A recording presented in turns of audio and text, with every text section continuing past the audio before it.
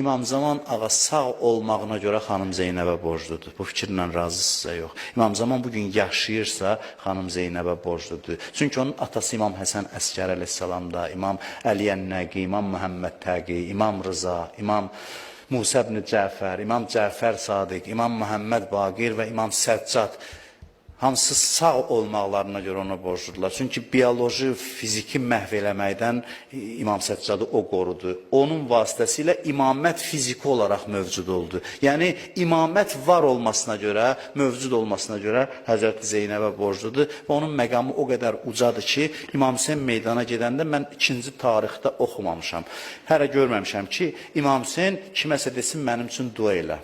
İmam Hüseyin əleyhissalam meydana yollananda xanım Zeynəbə dedi ki, bacı, gecə ibadətində məni dualarında yadından çıxartma. Görün kimdir bu xanım Zeynəb ki, İmam Hüseyin ondan dua istəyir və biz də bugün onun mövlud günündə ondan dua xahiş edirik.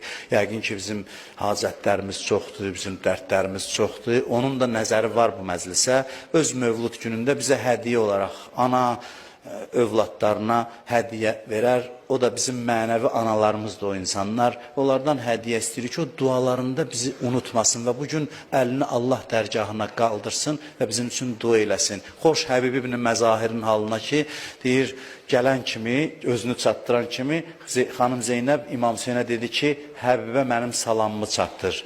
Həbbə mənim salamımı çatdır deyəndə, deyir, Həbbin gözü yaşla doldu, ağladı. Yaşlı kişi idi, ağsaqqal idi, ağladı. Dedilər, niyə ağlayırsan? Dedi, Zeynəbin məzlumiyyətinə ağlayıram ki, mənim kimisinə salam göndərir. Əhl-i Beyt indi mənim kimisinə möhtac olub, mənim kimisinə ehtiyaclı olub. Biz də bir əməl sahibi deyilik, amma xanım Zeynəbin analığına, mərhəmətinə ümid edirik ki, inşallah əlini qaldırar, Allah dərgahına bizlər üçün də dua eləyər. Allah o xanımın dünyada ziyarətindən, qiyamətdə şəfaətindən bizi binəsib eləməsin.